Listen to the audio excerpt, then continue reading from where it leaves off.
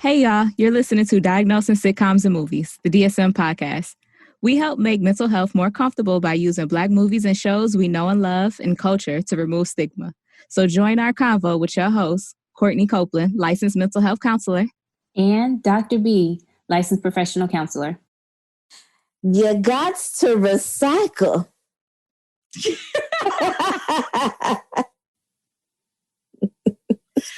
So, yes, that is also one of my quotables from the, I feel like, underrated, should have been critically acclaimed, Oscar-worthy movie, 1996 movie, Set It Off, directed by F. Gary Gray, who does not get all of the flowers that he deserves for his artistry. I feel like this movie had everything in it. It had comedy, it had drama, it had action, it had one of the best sex scenes I think I've seen in a real long time, with the En Vogue playing. Yes. Oh, that was everything.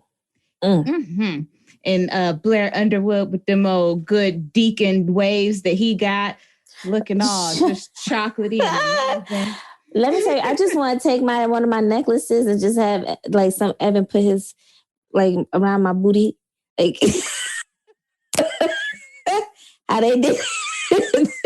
When I describe it, it was disgusting. Yeah, it doesn't sound as good as it looked in the my cheek and my booty.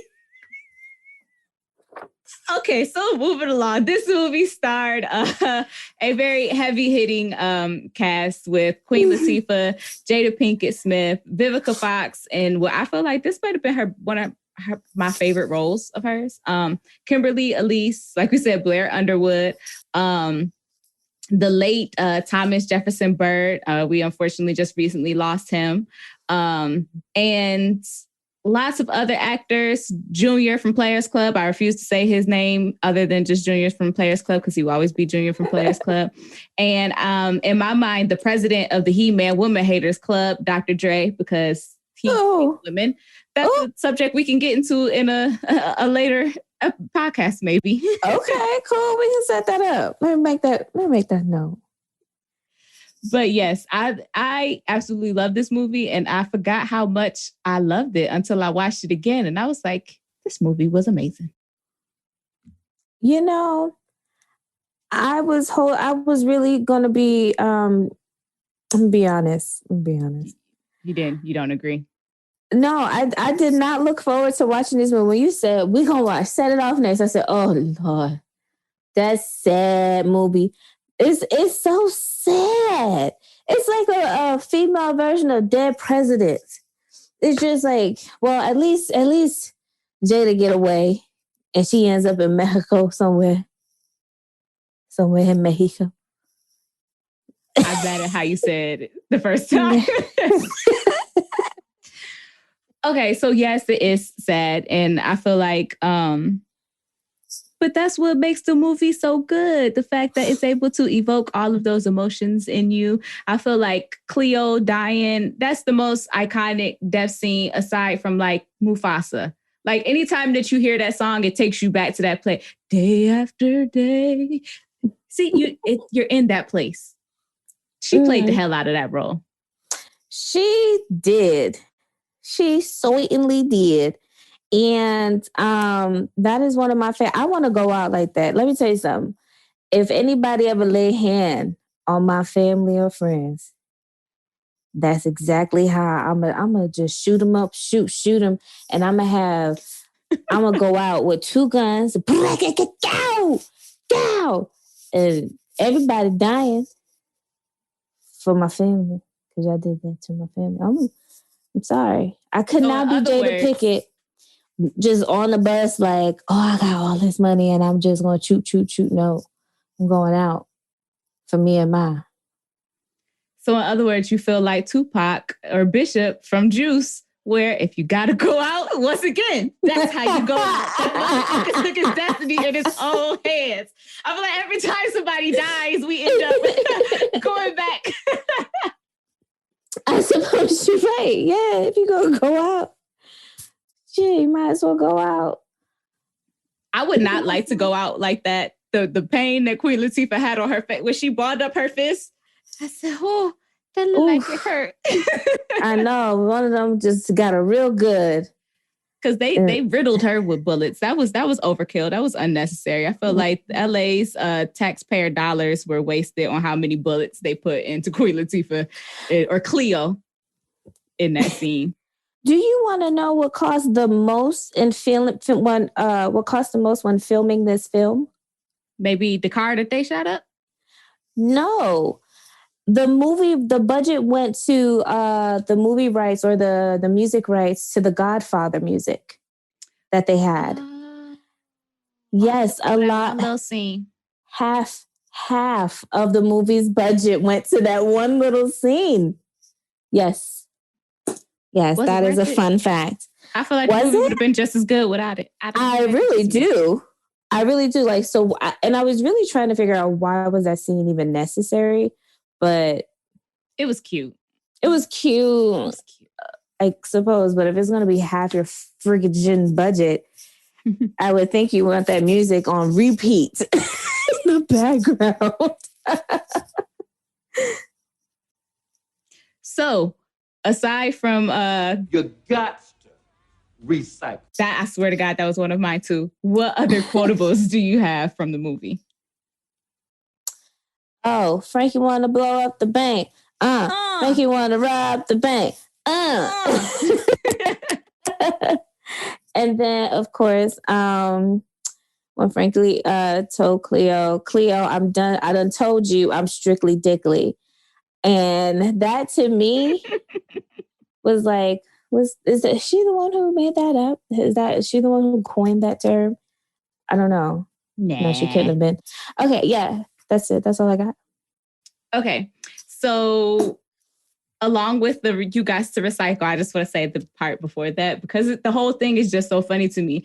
And I'm so glad that we are doing this movie so that we can honor Thomas Jefferson Burr, who played Luther, because he was hilarious. He was an asshole, but he was hilarious. He said, now these good white folks are out here trying to recycle all of their glasses, plastics, and aluminum. And you bitches keep throwing them all in the dumpster. I know. It was rude. You calling bitches. To recycle. Yes, and then he kept calling, he would say, good afternoon, ladies and gentlemen. Yeah. Cleo a man. He never say nothing though. I bet they wasn't mad that they had to kill Luther. Okay, Luther, Lord have mercy. That was an interesting way to have to go out, ain't it? But aside from Luther's quotables, I have what I feel like, at least in I know in my family, is the most popular from the film. One of my cousins even posted it the other day and on Facebook. And I was like, that's so funny. We're about to do that movie. Was when she leans on a car and says, I'm in a bind, Nate. We've all been there. No, I have not. Selling pussies for emergencies only. I don't think I've been in that. Oh, no. I've never been in that kind of emergency. But we've all been in the bind. We've all been in the bind. Can we cut that? That was not the response that was needed. Leave it. I think, yes, we've all been in a bind. I don't know if we've been in a selling box bind, though. I think that was very specific to that situation. But, I mean, you could tell the difference between the interest of having to do so, said selling, because of the two contrast of the sex scenes for her. Like, okay, here she is just laying here like, oh my God, and showering, scrubbing her skin off. And then the next one in contrast is her just, having a chain ran down her booty hole. And then, walking out looking all blushed and just, it was just great being with you last night. Like, but my whole thing is, sometimes you gotta do what you gotta do. It be like that. How bad did you like that you was paying $2,000 for that motionless, uninterested staring at the ceiling? Like, she must have had that WAP. Like, how can you be that uninterested and still get paid $2 stacks? How'd you know it was That 2 motionless- stacks? Because that's what she needed. How you know? Where'd you get that? Because she said, okay, Nate, so if I come work for you at the car dealership, how much can I make a month? He was like, oh, you could make about $2,000. And she was like, oh, really? Okay, well, if I come, I'm going to need an advance on that. And he was like, oh, well, you got to give me a reason to do that. And then she was like, and then I'm in a bind, Nate. I'm in a bind. I'm in a bind. No, you know what? That advance was probably like $500. I'd be damned. I can't. I'm telling you. But that bed didn't even look like it had sheets on it. So you giving up. Girl, I said the same thing. I said them sheets coming off their bed like that. Ew. Was it a hotel or was that his apartment? It looked like that was his place. It just looked. It looked musty. He looked musty. The scene would look musty. It all looked musty. It looked like ball sweat musty. Ew. I hated that for her. That was the worst scene ever. I had that like stamped in my head as a child. I have to remind our listeners, I was 6 years old when this movie came out. Okay. I was 6 years old when this movie came out. So you got to understand where I was when I first saw this versus the few other times that I've seen it and then seeing it again. And I'm just like tying all these scenes together. And Queen Latifah just always still remains hardcore. But Frankie scared me as a child. She was scary. Tell me more. She was so looked at it that way. She was so bossy and she was the leader. And I feel like if it weren't for her, they wouldn't have had to go and rob so many times. You know, like I feel like had they put Stoney, if Stoney was a person that was in charge, I think it would have been like maybe a couple times and then that would have been it. But because Frankie, and then she also had Cleo to back her up, like to be her muscle. Like how she had the gun on her own best friend to convince her to go do something that she didn't want to do. So she just was scary. I don't like people like that. She would never be my friend. I felt so bad for Frankie. I didn't look at her as scary or even like in control. I remember feeling really bad for her as a kid, like when I watched it, because she was so scared when they robbed the bank. And I felt like she was just so angry and afterwards because she was in that situation. And then now looking at it, I'm like, oh, she is just having a full-on traumatic response. Like Frankie is not even really in control of what Frankie is doing right now. Because even when she it was like when like she pulls out the gun, personality. She's like, I had to push y'all. That's what I'm saying. She was scary when she got to that place. Everything you said was absolutely correct, but that does not mean that her actions that took her to that level. And it was like, damn, all right, girl, okay, I'm gonna go rob this bank. Shit, you tripping? Like, you know what I just thought of? I would probably be the Frankie in the group. And so that's why I'm like, no, sympathize with her. Love her. She's just misunderstood. That would be me. I would be the one who had you might be terrible happen and have to dissociate and become a bossy hot mess. I feel like I'm a combination just between. So if that's the case, you, Frankie, that means I'm a little bit of Cleo, Stoney, and TT because, you know. You're everyone else. Right, pretty much, because I got all of it. I'll be like, let's do this a couple times to feed my weed habit and help pay for my child because I need to be a responsible adult at some point. Well, speaking of TT, she is my last quote. And I have two for her because they go hand in hand. When she only had 15 lines in the whole movie. And two of them went together. And when she said, I need that money. Girl, she said they were all her money. I need that money. And then when they robbed the bank and they was counting the money, then she said, I got money.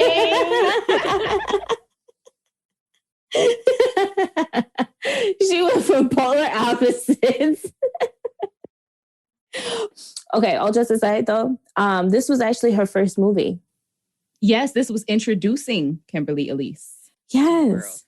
Yes. I did feel like it made me look at it differently then, because I feel like she did give a lot of depth for this to be her first movie. Right? It was a really good movie.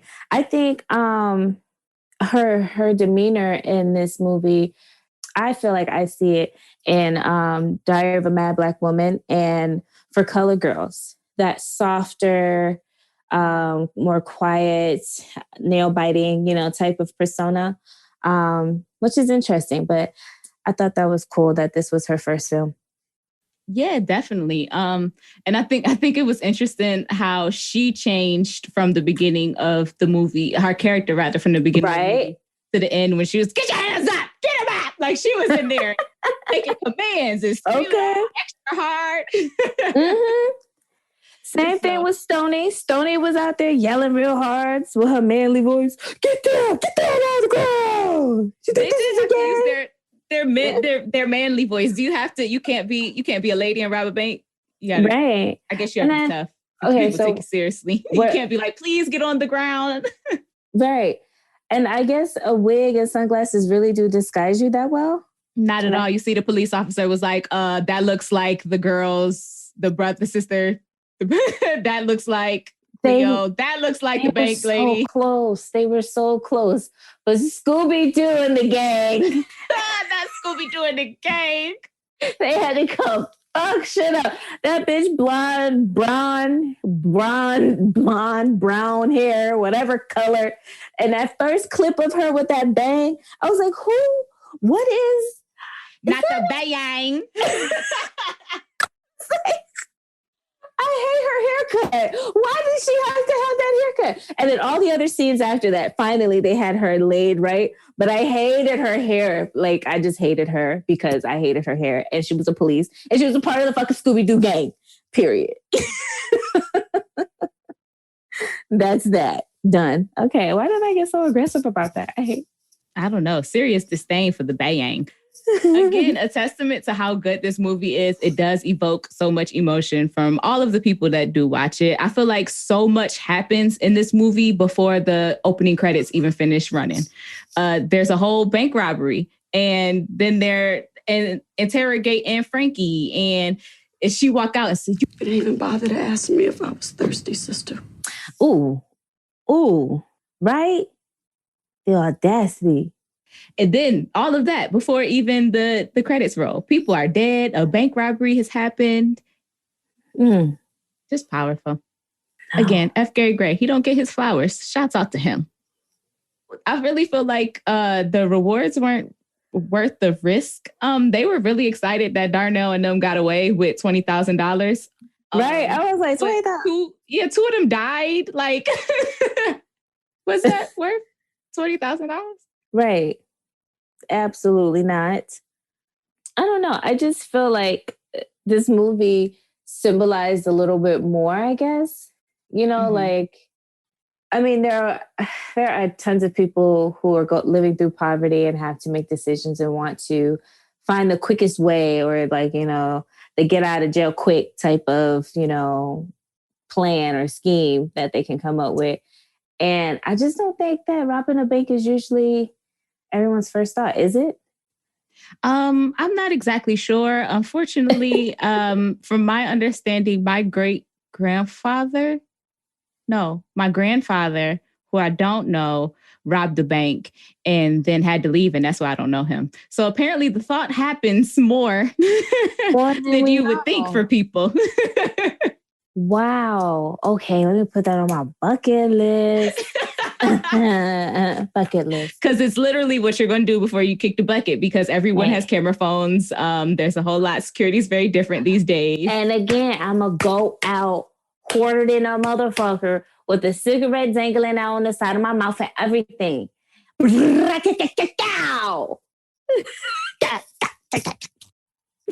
the cigarette be lit? Because you don't even smoke cigarettes. It has to be, because it's going to be even cooler. It has to be the whole setup. You can't half-ass this. It has to be like the whole thing.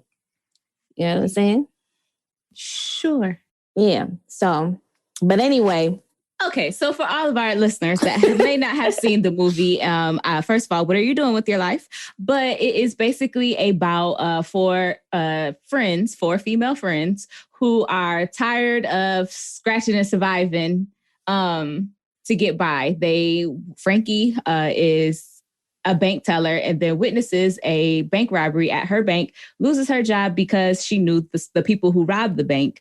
And then they decide, after lots of other terrible, horrible things happen, they decide that they as well will begin bank robbing to get out of the hood. But unfortunately, Scooby-Doo and the gang catch up with them. Bro. Can I just say, I hated the brother in this movie. I was like, bro, this is... Right.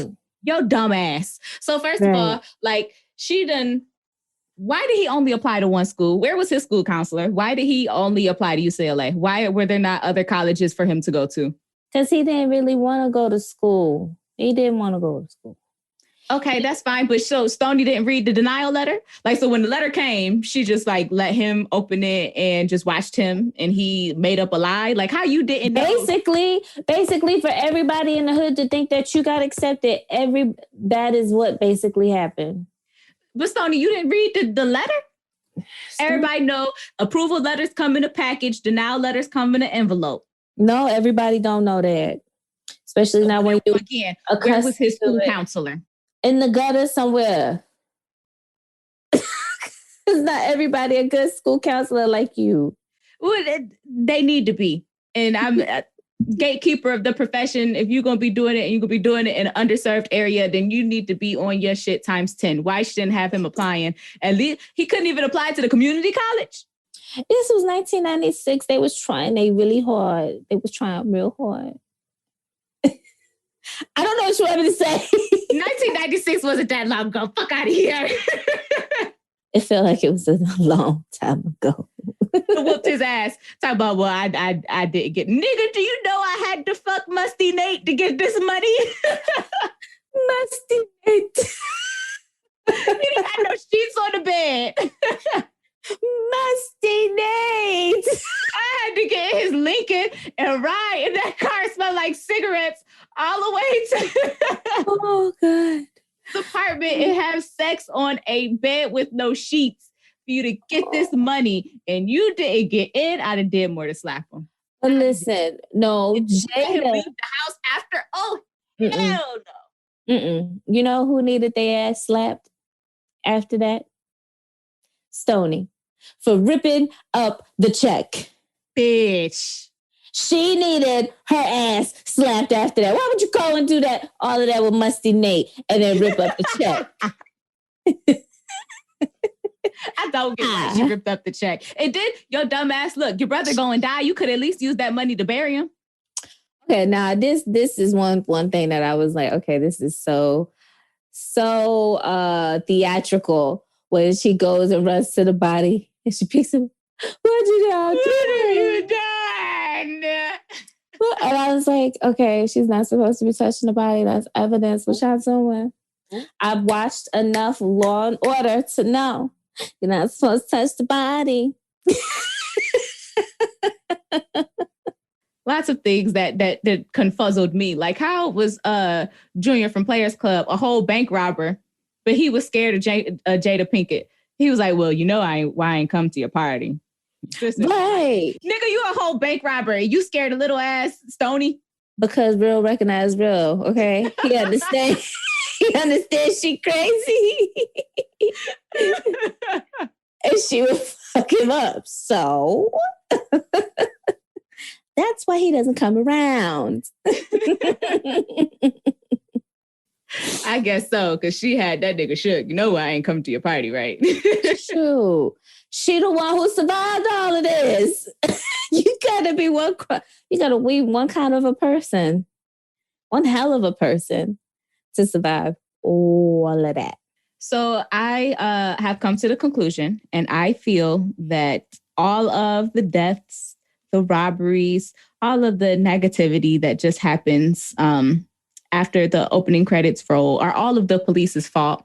It's all Dr. Cox from Scrubs. I don't know what his name was in this movie, but it's all his fault. Over policing in Black neighborhoods only leads to more crime because them not properly IDing who Junior from Players Club was and was not, and mistaking the brother, unjustly murdering him, is what set everything into motion. The other banks would have never been robbed had they properly done their job.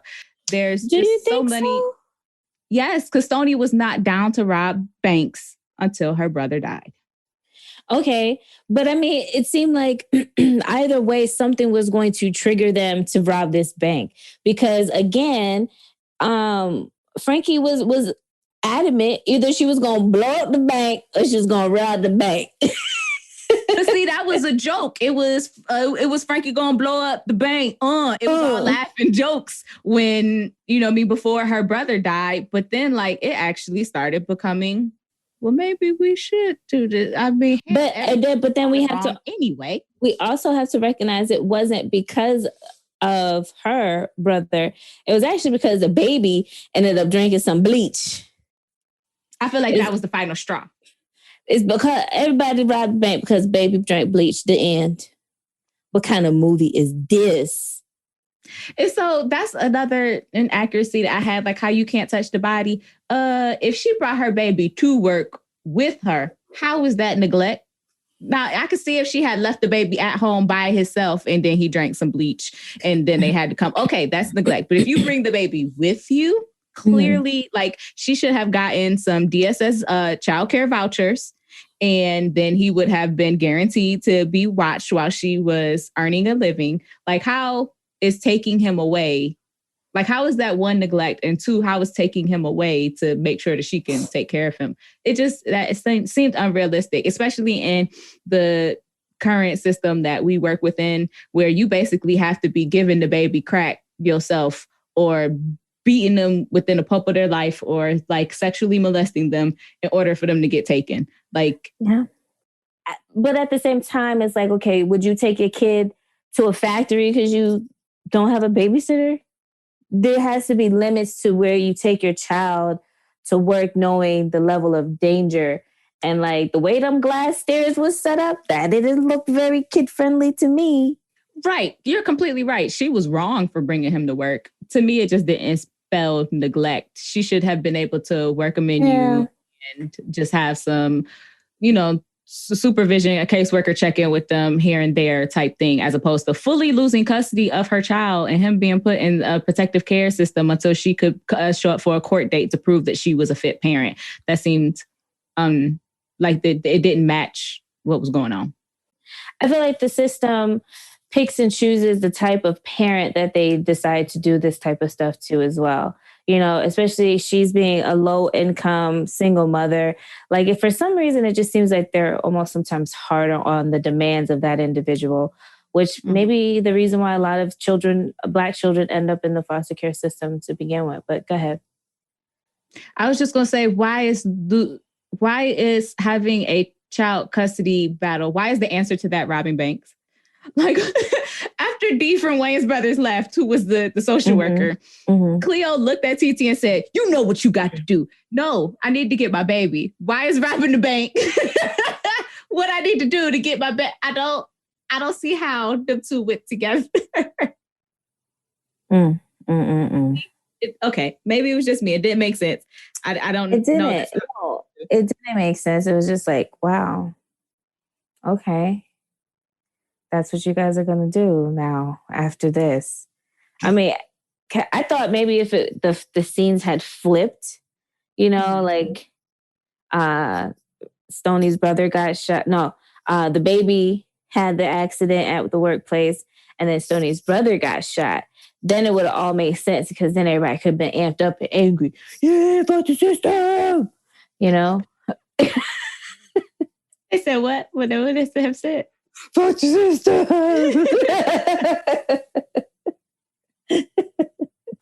So I can understand your argument of the baby drinking bleach as being a catalyst for everything, but I will counter that with no, it's still the police in my mind, because then Dr. Cox just decided that he was going to start doing like these unauthorized tales. Because remember, he went to, I guess, his superior or whatever in the police department and was like, hey, do you remember that kid that we murdered?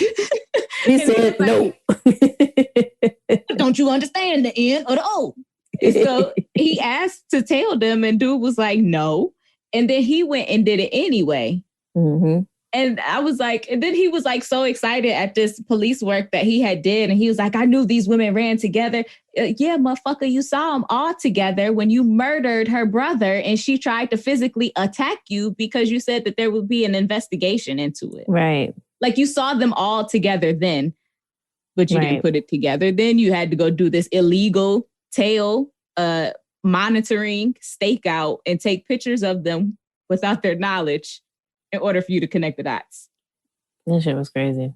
Look at our taxpayer dollars just always hard at work. Looking for trouble. Okay, so how did you feel? I want to get your insight on this. How did you feel about the relationship between Blair Underwood and Stoney? Oh, wow. That's a loaded question. I feel like that was like, maybe it is still a thing for me, like a fantasy, if you will, like a guy that is just so devoted and so into teaching me like the new arts and all this other stuff and being so romantic and all that. And it was just like, of course she would have this dark, deep secret that she's keeping from this wonderful man that makes it nearly impossible for them to be together. That is my theatrical voice. Oh, okay. My Shakespearean. But that's what it feels like. And it's like, well, if she doesn't deserve you. Come to me, Keith. Come to me. That's how I feel about the relationship. Okay, Keith, well, now you know where to go. I felt like their relationship gave me like hella like Pretty Woman vibes. Like like he's from Harvard and he went to business school and from New York or from DC and then went to New York and is now living in LA and she's from the hood, as he called it. And he just saw her and whisked her and is bringing her into his life and dressing her up as his little Barbie doll. And that's kind of early signs of abuse, like, because I think it's because I've seen Blair Underwood play the good guy in this one, and then that same character as the bad guy in whatever that Medea movie was, where he was whooping her ass and he had all the money. I was like, oh, is this how he was getting them? He was whining and dining them and dressing them up and all of this. Oh my gosh. You know, I've never connected those two. Oh my God, why'd you do that? Okay, I'm sorry. Keith, no. We'll just look at Keith as amazing, because he did say something where I was like, oh, Stoney tough, because I'd have fell for that. When she was like, who do you think you are? He said, I'll be your genie if you let me. I said, well, come here. I got to rub you, right? Yeah, I got to rub you for this to work. Let me rub you, Keith. Oh my God. That was the best line ever. It was like instant, like, yes, you can enter. You may enter. Oh my God. Yes. So, I mean, I felt like she wasn't ready to be with him. She literally lost her brother, like, what, a week before? Right. And the way she responded to him, like, about it, like, was like, I'm dealing with it. Like, are you? Because that sounds real. I'm dealing with it. Not even a tear. Like, it was just, okay. All right. I was a little concerned about her, affect and discussing her brother's death with him. I'm not going to lie. That was a little concerning. Yes. that would have been a red flag. Right. Had that been the session. So tell me more about why you say that you're doing this, but your body language is doing another. I don't know. Or there is no body language at all, just complete flat affect. Right. And we're talking about something terrible, like your brother being murdered last week. Right. But unfortunately, that is something that people do try to do. That is something that she said when Kimberly Elise asked, well, TT asked her, like, all right, well, are you going to go out with him? She was like, well, maybe he could put a smile on my face. And jumping into, because it did seem like Keith was, while he said he didn't want anything from her, he was definitely open to building with her. And unfortunately, she just wasn't at a place where that would have even been healthy, even if she wasn't robbing banks. And unfortunately, that is something that people do, jump into relationships or new situationships to make themselves feel better when things are going on. And that is only going to create situations that perpetuate pain. Or you're not in a healthy place. And then you end up hurting that person who, like in Keith's situation, really just wanted to add to her life. And so I kind of felt bad for Keith. And so I guess I agree with you. Come here, Keith. I know, like, come here, she don't deserve you. But I did have a question though. How did Keith get to keep his job? Because they didn't know that Keith knew her. Oh, wait, yes, they did. He brought her home to the whole. The police didn't know it. The people, only the higher ups at the bank. So the bank tellers and such would not have known, like only the higher ups, and the higher ups probably didn't have to watch the footage, maybe. But he left. He left when it all happened, remember? She called him and told him to leave. They can see that. You get what I'm saying? Like, if there's a real investigation, they're investigating that relationship. There's clearly a relationship. And they said it within their like their rundown of their description at the meeting he was in, that they know someone inside the bank. And as soon as they said that, he gets a phone call from Joe. Right. Ooh, we're going to have to revisit that during prognosis. That's good stuff. Well, it seems like it's about that time. Let's get into these diagnosing of the characters. Let's say Jada for last, because we have the most insight and background on her. So if we're saving her for last, who would you like to start with? Well, I would go with TT. All right, TT. Hey, TT. I think, so here's my issue. I feel like it was hard for me to diagnose them, these Black women with the diagnosis from this white ass book. I said it. We say it frequently on this show that this DSM book that we use and have titled our show from is a white supremacist tool that is used to perpetuate the oppression of Black, brown, queer, and poor lives. Yes. But they were so gracious enough to give us a little section in the back that could consider some of the reasons why maybe. They said, here's all the oppression, but we'll give you a few trinkets, little shillings for you to use to right. Some that encompass all people. Other conditions that may be a focus of clinical attention is a section within the DSM. I realized that, to me, had I just seen these girls just hanging out or whatever, like they were, no bank robbery, I think I would have had a hard time diagnosing them with anything from the DSM, other than from things in the book, like behind in this section. So one of them was occupational problems, and so with occupational problems. There is other problem related to employment, and it says this category should be used when an occupational problem is the focus of clinical attention or has an impact on the individual's treatment or prognosis.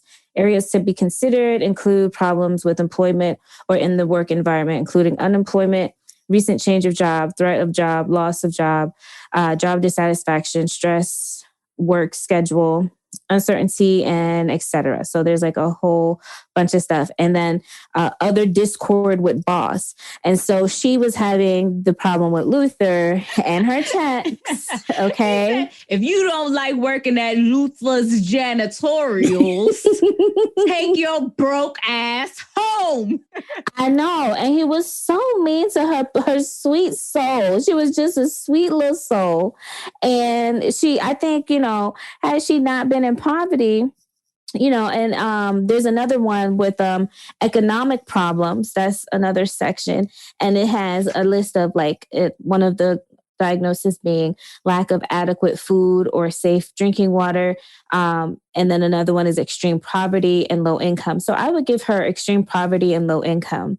And that's basically because of the fact, of course, again, she's like, after they take out taxes from my check, I don't have enough money for childcare, and if you don't have enough money for childcare, how can you afford to go to work? And so the cycle continues. So that's what I have for TT. Did you want to talk about TT, or you want me to go with Frankie and Cleo?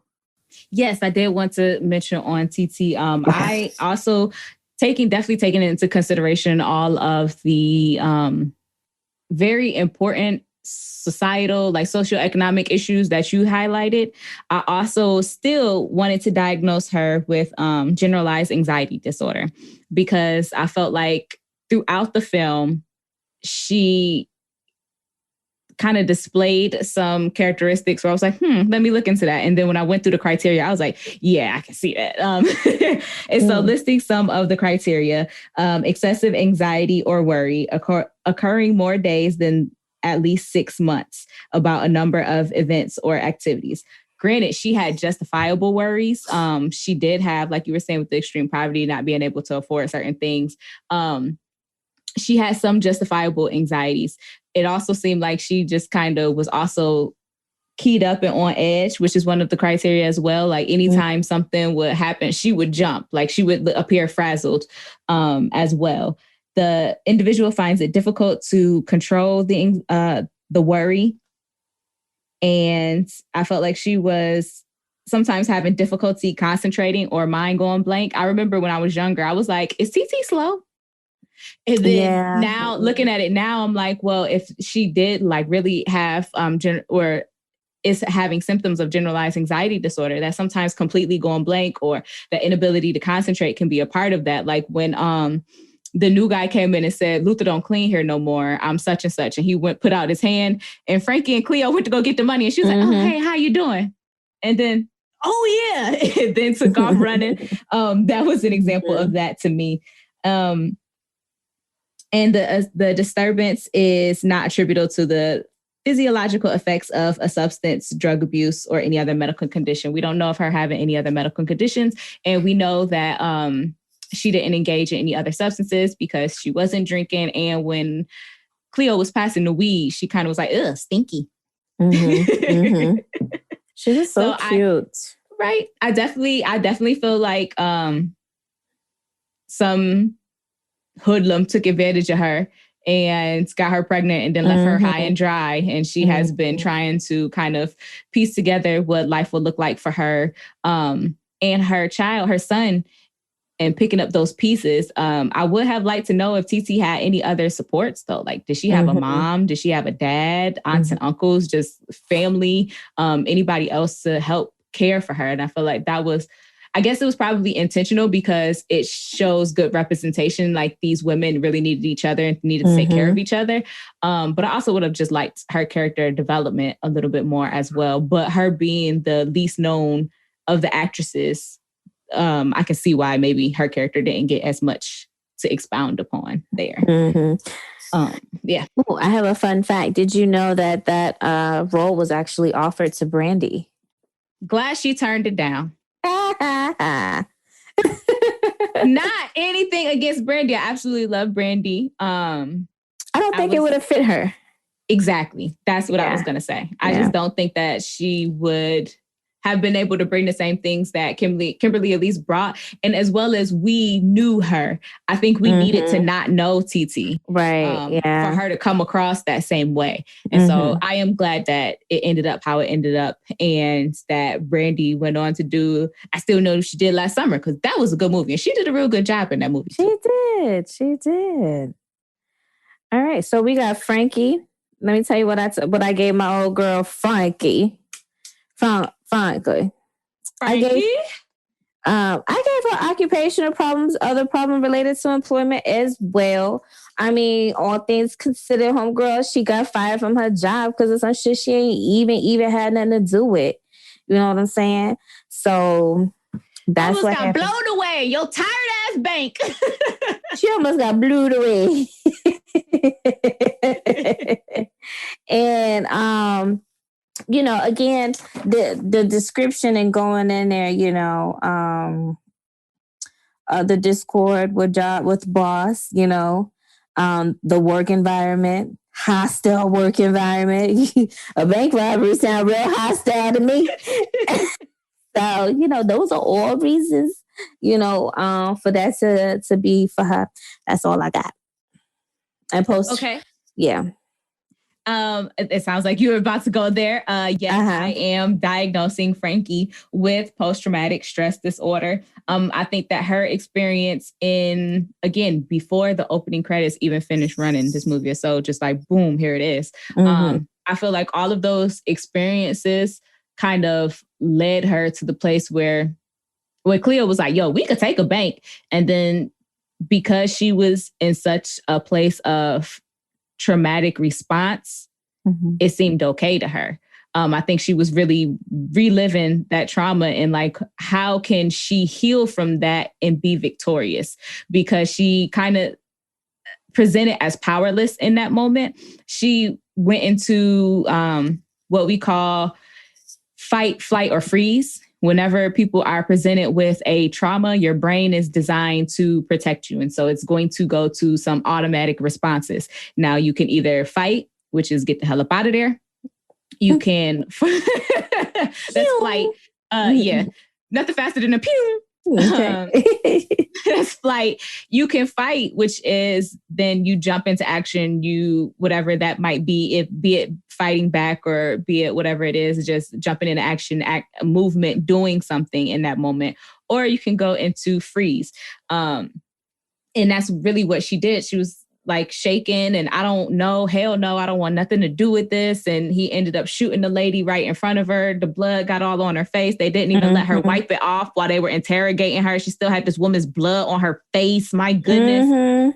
But and all of that, she was definitely having a traumatic response. And so she is really in her mind trying to protect herself. And how can I come out of the situation, this trauma experience of bank robbery, and be the hero instead of the victim in this situation? And I think that is what took her to, Frank, you want to rob the bank. Blow up the bank. And that was her way of kind of healing from all of that. But I definitely think that it was a maladaptive coping skill, that it wasn't something healthy. And because of that, she wasn't able to, or in a position to healthy heal in a healthy way. I don't know. I'm making up words. She wasn't able to do that. And so even once she got the power back from robbing the bank, it kind of felt like it wasn't enough. And I think that she definitely did want to get out the area. So I don't think that she wanted to continue to rob banks, but she did want to get out of that area, and she wanted to separate, continue to dissociate herself from that situation. And so she was going to do whatever it was that she had to do to get out of that situation. And so, yes, I diagnosed her with post-traumatic stress disorder, where she directly experienced the traumatic event, was having recurrent, involuntary, and intrusive, distressing memories of the traumatic event, intense or prolonged psychological distress at exposure to internal or external cues that symbolize or resemble an aspect of the traumatic events. And so her then, continuing to rob banks and having marked physiological reactions as well. I think that, and there are more criteria. We can keep going. Post-traumatic stress does get you can get very specific. But one thing that confused me, maybe I don't know if I'm just paying too much attention. So if the last bank was the most difficult bank to rob, it was the biggest bank. No one has successfully ever robbed it. And Frankie has the most inside knowledge of the inner workings of bank systems and banking in general. Why the hell was she the getaway driver on that one? I know. I was thinking the same thing when I saw it this time. I never paid attention to it before, but I was like, why was she not in there? That was really dumb. Yeah. Also, that last scene with that stupid ass security guard coming out of nowhere. Like, why? Where'd you come from? Why? I'm gonna be the hero today. Like, you whole have the damn FBI here. Why are you coming out fucking and shooting your little out the woodwork Andy Griffith little pistol? His little coach wagon down and high in the back with everybody else. Right. His little coach wagon pistol. That was a cheap shot. See that to me is the systemic, the imagery, the storytelling with the storytelling. You know what I'm saying? It's like, that is common. Like, we standing here having a conversation. Here comes some white police officer feeling like they're threatened and has the feeling that they need to discharge their weapon. Like, they had a gun. I'm the good guy with the gun. No, fool. They was protecting. They were literally putting their weapons down. They were. And so this is the same rhetoric. This is the same storyline that we see in our headlines constantly with Black people and people who wear blue. And it's that's how much they ain't even like him. He didn't get to wear blue. He had on tan. I know he wasn't even a real guy, like a real cop or nothing. Like, he was like security with a gun. Like, they didn't even give him that gun. Because even though TT did kill Lusa, she did not deserve to die. She did not. Oh, wait. She did. Did that just change your opinion? I was so Johnny Cochran with that other one, that other point. I had it. I was so good. What was good? And then you lost me. This is why I couldn't be an attorney, because I would have been like, ooh. Your Honor, I would like to request a recess because liar, where he was like, I object. And the judge was like, on what grounds? He was like, because it's hurting my case. Yeah. Exactly. Exactly how I feel. Okay. She was scared. Okay, now this is going back to the point of guns and who should be using weapons and who should be getting trained for weapons, because a lot of these police officers are similar to TT. They don't want to shoot. They don't use their weapon regularly. But when you don't use your weapon regularly, when you don't train, you tend to get nervous. And when you're in a situation when it doesn't call for you to draw your gun, you're likely to draw your gun.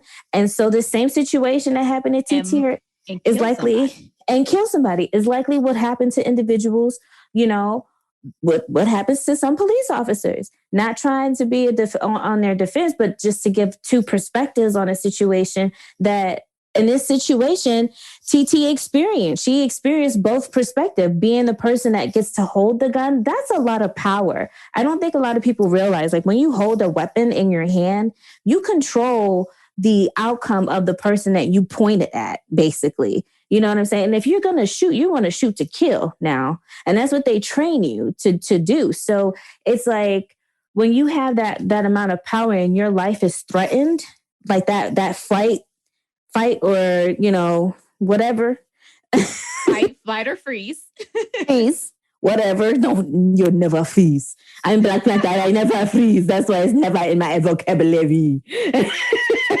So anyway, so you have this gun and you have all these, these feelings, this adrenaline, all these things happening on both ends, whether you're a police officer who is not getting enough training, who doesn't go to marksmanship, who didn't do very well on his marksmanship, can accidentally harm someone and then lose control and start shooting the motherfucker up even more. Not saying that that's a rational reason to shoot our Black people, but I understand it. I understand the perspective, especially because of her. Sorry. No, I completely understand that. I definitely think that generalized anxiety is a part of that, especially for TT. Like, even like you were saying, without proper training. And when they went to the He-Man Woman Haters Club, Dr. Dre's Evil Lair, where he had the illegal gun range and was supplying them with the weapons, she did not like the practice. Like, they were really shooting in the range. They were showing them how to use it. They were practicing. She didn't like it and just stopped practicing. And so that speaks to that. That speaks to the need to take gun handling very serious. If you are going to handle, you need to make sure that you are trained. You need to make sure that you know what you're doing, because in those responses, if you ever do need to use one, it's not going to be a comfortable situation. That's not when you're using them, unless of course you're hunting and you have time to sit, prepare, aim, and then shoot.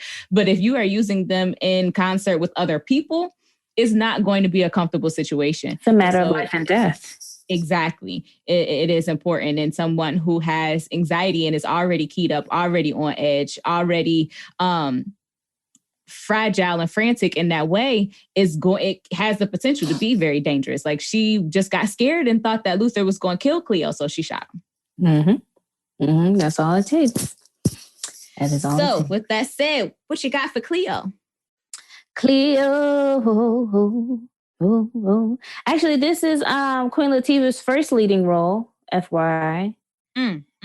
Very first leading role. She did all of this in her first. She is just amazing. Queen Latifah deserves, I want the world to just give her all of her things. She deserves them. Quit playing with her. Put some respect on her name. She does everything. She sings, she acts, she raps, she produces, she directs, she creates. She's the greatest. And I think that y'all just get so hung up on whether or not she like fish or beef that you refuse to just pay attention to how awesome her everything is.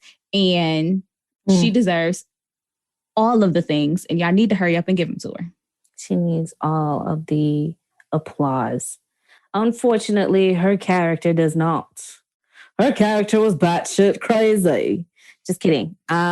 But she played the hell out of that batshit crazy person. She did a badass job for this to be. I mean, she was already doing Living Single at this time. She had already done guest spots on other television shows as well. So acting wasn't new to her. But for her, this to be her first leading role in a motion picture, she did that. She did it. She did. And she did it while she was under. It looks like she was under some type of substance. And I believe that substance was cannabis. So I gave her substance medication-induced anxiety disorder, with cannabis use disorder being mild, with the onset during intoxication. The reason why I say that is because she pulled that gun out on Stoney while she was high and drunk. And it seems as if she has her most violent reactions when she is under the influence. The end. All right. So I have a completely different diagnosis. Don't hate me. But we never get along with diagnosis, and it's fine. It is. But I mean, we always see both sides of it. So I feel like that's important as well. And that's why it's important for us to case conceptualize on this show for the purpose of entertainment and in real life, so that you know what you're doing. Indeed. I diagnosed Cleo, whose real name was Cleopatra, when they was given their government names on the news at the end. Cleopatra Sims. I diagnosed her with major depressive disorder. And I felt that we watched her in the film go from a moderate to a more severe level of depression. I felt like she was using weed and alcohol to help cope with that depression.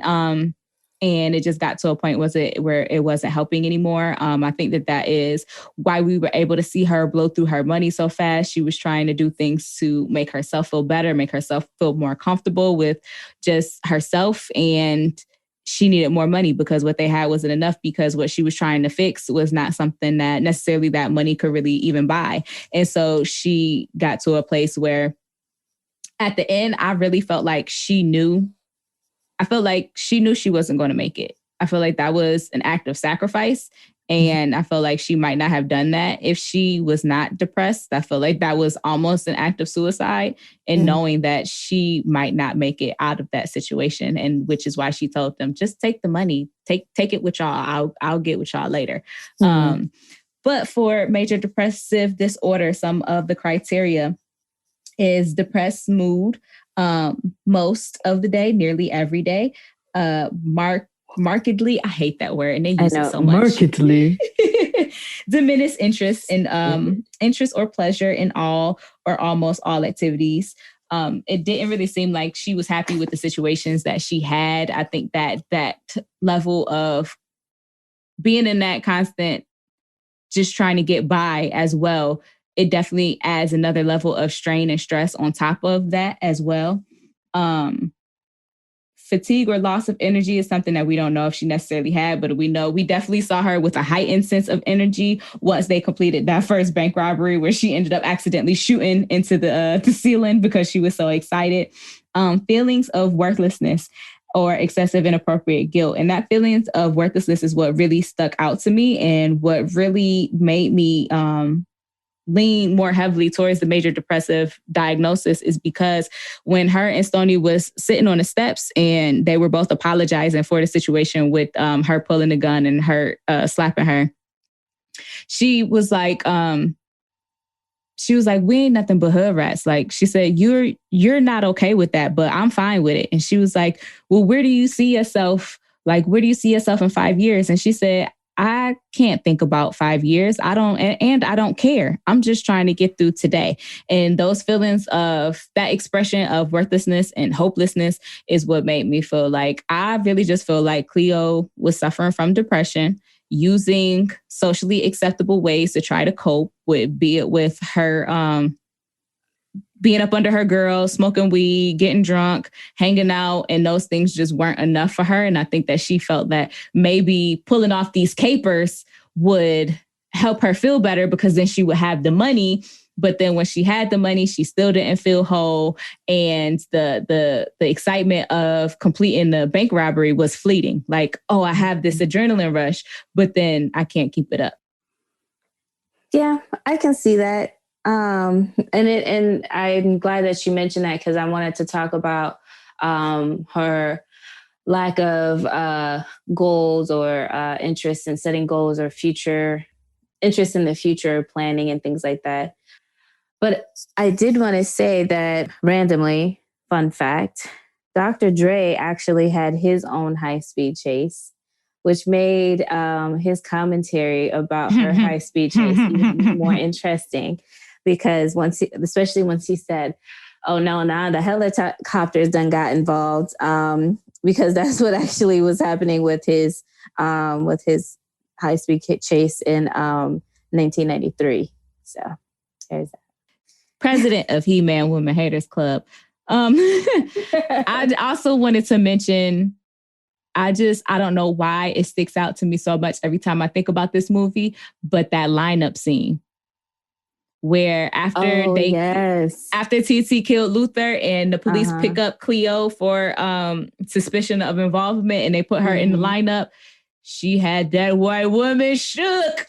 Ooh. She did, but I mean that gesture was the most obvious gesture. I'm like, okay, hello, no one's gonna call that shit out. Hello, what are we doing? Are we supposed to be paying attention to details here? Like, it was like, this is a direct, like, I'm gonna turn around. I'm gonna be the last one to turn around, and I'm gonna pat my left breast. Like, seriously. Not even her pocket, her breast. Left breast. Exactly. But the again, to her acting skill, the way she was able to use her face to express in that moment was so dope. it was just so dope. And like, even after like TT shot her, like Cleo jumped right into action, went and got her ID and was like, yo, we know who you are. Like, this whole situation is fucked. Like, everything is messed up now, but this is our insurance. We know who you are. Like, don't play, bitch. Right. And so her getting picked up, I was so glad that she had it. She definitely was able to intimidate. The intensity that Queen Latifah was able to give in that scene, she needed an award for that. And I don't know if she got a Soul Train award or whatever it was that, you know, it was awarded. We hold in high accolade in our community, but she deserved one because the more acclaimed bodies, I'm sure, did not recognize this movie in the way that it needed to. But the intensity that she gave in that lineup, I was like, well, shit, maybe she didn't. Nope, I don't see the clear none either. Nope. And the white woman wasn't lying because Queen Latifah didn't shoot Luther. That's true. And she couldn't say nothing then because she's scared. Does she know who has her information now? But see, TT wasn't in the criminal justice system, you know. And that's what he said when he picked Cleo up. He said, "I think it was you because you're the only one with priors." Exactly. So that was there were other reason why they got caught up in stuff too because of her priors, and I feel like they could have gotten away with a lot of it had it not been for Scooby-Doo. Police just feel like once you commit a crime once, then you're just a criminal for the rest of your life. And let's just pick you up and throw you into lineups where people can incorrectly select you. And then you can serve life in prison for something that you didn't do. Okay, I'm sorry. It's okay. Steps off soapbox. But yes, so all of that brings us to Stoney. Oh, wait. Before we do Stoney, I had a thought. What? And I always do this. I want to diagnose one more person. Ooh. I want to diagnose Ursula as with selective mutism. Frankie said, what's the fuck wrong with this bitch? She don't talk. Why bitch ain't say nothing through the whole film. I was going to say that about TT. That's so funny. I was like, I don't know what to diagnose everybody with. I'm going to just randomly give people stuff. And then Ursula with selective mutism, because she literally said nothing through the entire movie. Listen, because she was an extra, she wasn't needed. She wasn't an extra. She had a whole name. We knew her name. We knew the plot. She was giving out whole lap dances. Ursula. Like I have friends named Ursula. Don't do that. I mean, it's a beautiful name. It's very charming. Lovely. She giving lap dances, everybody walking. She keep on giving the lap dance. Don't even stop and be like, who came in? Nope, she's so confident in her shit that she continued the lap dance. Listen, you don't stop, the show must go on, okay? That's how you know I'm not a performer at heart. I'm She's not interested with the bullshit. That is why. She had nothing to say to you hoes. And Frankie was trying to, hey girl, cute outfit. And that bitch was like, fill my cup, please. Silently, because she ain't say nothing. Fill it up and let it overflow. That's exactly how she had Very different. But yes. Okay, so do we agree though? Selective mutism, Ursula? Okay. Yes. See, we agree. All right, now we can go to Stoney. All right, Stoney. So what's interesting about Stoney, of course, we know, thanks to the detective, he let us know that they actually lost both their parents in a car accident. And so, of course, I think there could be issues with depression and anxiety related to that, as far as grief. But had that not been the case, I would have just looked at it with problem related to crime, interaction with legal system. So, a victim of crime. So that's also in the DSM. But other than that, I didn't give her a actual diagnosis. I did. Because I felt like so much of everything that was going on with Stoney was a result of the experiences, the traumatic events that were going on. And it was so much complex trauma. Like it was just one thing on top of the other, on top of the other. Everything was going on. And it was because of a movie, of course. Everything was happening all at once. I definitely wanted to list the bereavement of her parents. They said it was 5 years ago. And it sounded like she became the full caregiver of her brother. I remember Cleo at the beginning of the movie saying, you spoiled that boy. You've been taking care of him ever since mom and daddy died. Mm-hmm. And so she jumped into that role and probably displaced a lot of the processing that needed to happen of that grief because she jumped into that caregiver role.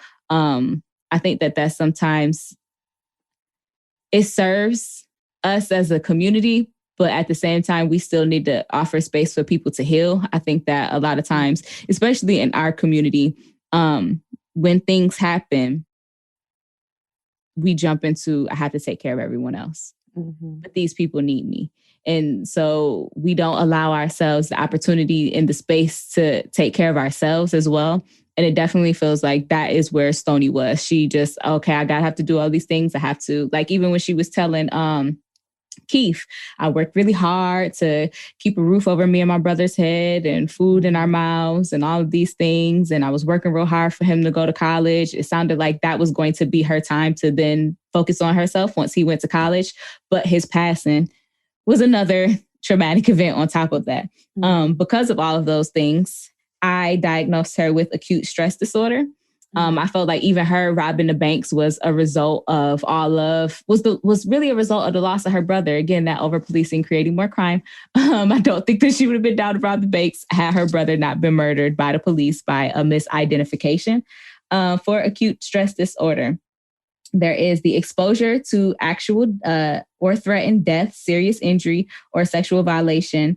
And she directly witnessed the person in the event that it occurred to, seeing her brother running up to his body, holding him in her arms, even though you said she's not supposed to touch the body.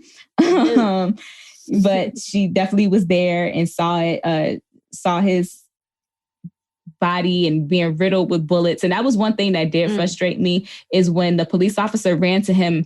And yes, he felt bad because he knew that wasn't the person that he was there for. And he was screaming at him like, stay with me, don't go. Like, how he is riddled with bullets. This is not like y'all shot him one time. This is not like there was a small accident. Y'all riddled his body with bullets. The fact that he is still even able to look at you is showing that he was fighting with every little bit that he had. Y'all riddled him with bullets. But again, back to acute stress disorder, those intrusive symptoms, which we technically don't know firsthand because we don't get into their feelings as much, but we definitely can assume that there was psychological distress and reactions that were happening with her. Negative mood. She did seem very irritable. Obviously, I mean, she had a lot of loss. Mm-hmm. And then that's even like we said before, where she was, when talking about Keith, is like, maybe he could put a smile on my face because girl, right now, I don't have one to give. Okay. Dissociative symptoms. I think her creating that her that was able to go in and rob the bank. I think regular Stoney as herself might not have felt like they had that, but once Frankie kind of pushed them into it, it did seem like they kind of all each dissociated into their separate person who was able to go and able to do those things and able to rob the bank and feel comfortable with that. Avoiding distressing memories, thoughts, or feelings about or closely associated with the traumatic events, like how she kind of glossed over and creepily just said that it was okay, that she was dealing with it, and telling Keith that her brother was murdered last week. Definitely the irritable behavior and angry outbursts that her and Cleo were having could be witnessed there. Hypervigilance, which is like kind of always being on edge. What's going on? When TT came in, did you lock that door? All of those things. Exaggerated startled response, problems with concentration. And I just felt like I didn't want to diagnose her with anything that didn't highlight the fact that all of this is a response to all of the situations that were happening to her. I definitely felt like the robbing the bank was her reaction to everything else that was going on, because every other situation, it felt like things were happening to her, and actually participating in a bank robbery was an action where she was able to do something instead of something happening to her. Mm-hmm. Yeah, I agree. Yeah, she did. I mean, she had a lot that came with her. An interesting fact about this particular character, they was going to make her actually a crackhead. I'm glad they didn't. Yeah, they decided to write that out. Yeah, that would have been terrible. I know. Maybe it's because of the pussy selling part, like only crackhead. Which is funny because at the beginning of the movie, when they talking about Darnell and them, which is Junior from Players Club and Dub C for some reason, and some other guy, she's like, good thing we're not no crackhead, hard up criminals like them, which is weird because they wanted her to be a crack. That's weird. Sure did. And actually, Jada actually wanted the Cleo part. I'm really glad she did not get that. I know, right? Can you imagine her being this little like, no, you can't. I cannot see her pat in the pocket and me being like, oh. Right, like I'm scared. Yeah, so that was interesting. But yeah, Jada Pinkett, Stoney, I'm sorry. She definitely had to experience a lot. And I think while the storyline seems to start with Frankie, it seems as if Stoney's story is what's really kind of evolving throughout the movie, you know? Definitely. And so I think she went through so much that it is almost expected, and it makes everybody happy that she was able to get away with the money. How did you feel about her being able to walk away with the money? Were you happy for her? Or were you like, or what? What was your feeling? I felt like they just needed an ending to the movie. It kind of was like, so she go to Mexico and then she's driving a Jeep and then that's the end. That's it. Okay. I'm glad she got away. I'm very happy that she got away. But I was like, okay, that's the end of the movie. But I don't think I was. I think I was so caught up in Cleo and Frankie's death that I was just like, okay. Right. You know, it's like, damn. And then she witnessed it. So that makes it even worse. But then also I'm like, okay, if she gets away and she sees the detective and she sees the detective see him, like, is she gonna get caught? Was that a chance for a set it off too? I feel like he knew he was an asshole. I feel like he knew, and that's what he kept telling them. And he kept telling them, like, this is enough. Like, he was enough. Like, we don't need any more death. And so I think he was just at the point where, like, damn, I done fucked up this woman's whole life. Let me just let her go to Mexico. Like, I'm just, shit, don't nobody else see her. Just, bitch, go, run. And I should get on this random bus to Mexico. Like, is that how we did travel back then? We could just She picked up a sombrero and got on the bus. No passport, no nothing. I guess that I was like, well, maybe that's how they do in LA since they so close. As a kid, I didn't know. Right. And then I'm like, how to be like, ma'am, you in my seat. Excuse me. She in my Ain't no seats. Ain't no side seats on the bus. It'll be just her luck. But she had a bag full of money, so she could have bought a ticket. True. Or been like, oh, I'm so sorry. Well, let me pay for my ticket now. But no. She was on a high tail run, like knees to chest. She ain't had no time to buy no ticket. And even if she was gonna try to buy one, ain't nobody trying to hear that while you on the bus. Get your ass off the bus, Rosa. That's what they would tell her. Well, I'm glad she got her ass on the bus and survived, because everyone else died, which kind of makes prognosis hard.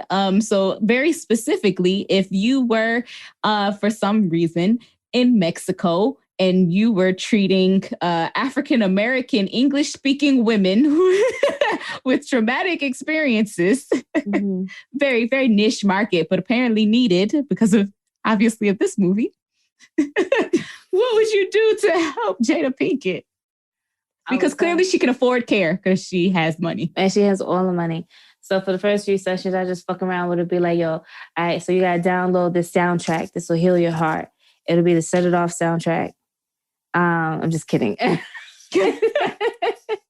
what would be my prognosis for her having to deal with? I mean, I know that at some point we're going to have to build that rapport because she's not going to trust me. She's not going to be able to tell me the real story. She's going to have this type of persona. So it depends on what she's willing to share. I mean, because she's going to have to keep her composure or her identity concealed for the most part if she's going to want to continue to be out on the loose. Y'all in Mexico. She didn't kill nobody. Ain't no real extradition unless, so I feel like ain't no duty to warn there. You're not committing a crime right now. No, I don't need to tell nobody. No, I'm not telling nobody nothing. Okay. I'm just saying, like, I don't think that's going to even be a thing because, like, she's not going to be able to show her identity or she's not going to make that a part of her story, which makes it a hard way to work with someone if they're holding back a piece of themselves, Yeah. I get what you're saying now, because even with Keith, like she was saying certain stuff, but she wasn't revealing the entire situation. Mm-hmm. So conducive with her character, she probably wouldn't, go in too deep. She would just be like, I've had a lot of loss. I lost a brother. Yes. And so it's like, okay, well, I could work with that. But then the way she acts is like she got it under control.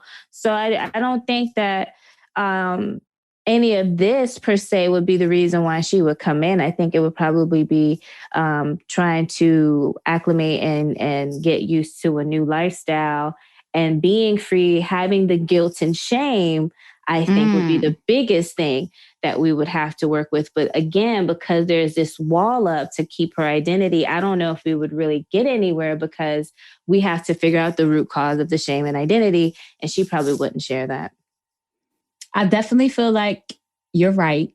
I feel like maybe we could work on some like survivor's guilt because I'm sure that has definitely got to be there now, especially after seeing Frankie murdered in the street, who was shot in her back, which is also supposed to be against police protocol. And so, definitely work through some of that survivor's guilt, using, like you were saying, that the identity piece, the acclimating to a new lifestyle, a new culture, a new area,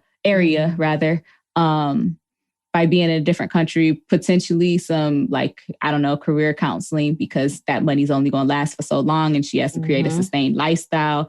So that might be something that we end up working on. I just want to give her a hug. Hey, bitch, right? Just cry. Let this shit out. Just cry. Which, I mean, she did get to do when she cried into the money towards the end when she was at the hotel, but she need a whole lot more. Yeah, she is, because that definitely wasn't enough. Because I think it definitely got split up at some point between her and Frankie. So, she probably didn't get all of it. But I think that's a good sign. As far as prognosis, the fact that, because before she wasn't crying, she was flat affect whenever she talked about anything. So the fact that she was able to cry and laugh, I do feel like my outlook for her for healing is going to be more positive than completely no, it's just not going to happen, despite all of the things that she's gone through. But I think that the fact that she has gone through so much and been forced to carry on before has her with certain level of coping skills for her to get through.